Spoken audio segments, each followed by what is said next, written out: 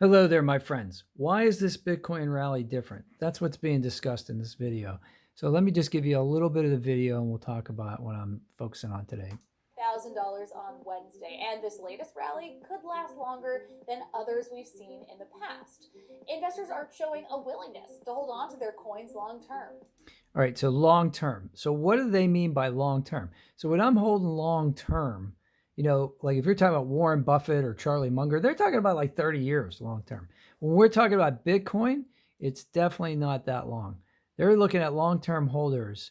Here they're saying right here that about 80% of the people that hold Bitcoin right now are long term holders. Percent of the circulating supply of Bitcoin right now is held by long-term holders. But their definition of long-term holders is this.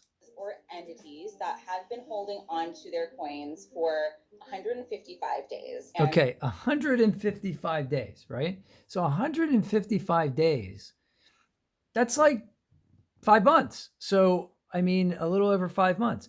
So let's count back. Okay, 5 months. So today is October 8th. So we'll go back. So we'll go September, right? August, July, June, April. Okay, so April is 5 months. So what happened in April that where people bought and they might have decided that they're going to hold their Bitcoin?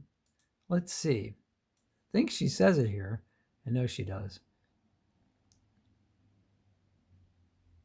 There it is. Can start its run up to its all-time high it hit earlier. So in April, on April 14th, almost exactly 5 months ago, Bitcoin hit its all-time high. All right. So here's my explanation as to why there are all these long-term holders and why they're willing to hold their Bitcoin for so long. Here's what happened. My theory, just my theory, don't have anything to like prove this, but everybody jumped on the train, right? So Bitcoin's going up, up, up, up, up, and everybody bought, and then it went to 64,000 and it went down. And everybody that didn't sell watched it go down, and it has not risen to that point again. So everybody that got in at this point is still waiting to unload their Bitcoin at this price or something close to it so that they can invest in something else, because they wanted short-term gains. That everybody was saying that Bitcoin was going to go to 100,000 this year. The year's not over yet. That's still possible, but I really think that once Bitcoin gets up to this level again, there's going to be a sell-off. And that the reason that there are long-term holders are because they're waiting for an exit point. They're waiting. And a lot of these people are not, they're saying they're institutional investors. I don't know if that's true or not. I don't think the institutions have really jumped in on Bitcoin yet, from what I've heard on other reports.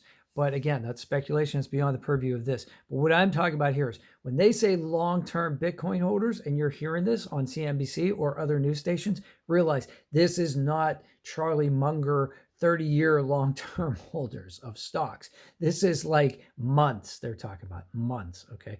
So the terminology may be deceiving. So it's good to have this knowledge. So now when I listen to somebody talk about Bitcoin, I hear long-term, I realize they're talking about less than half a year.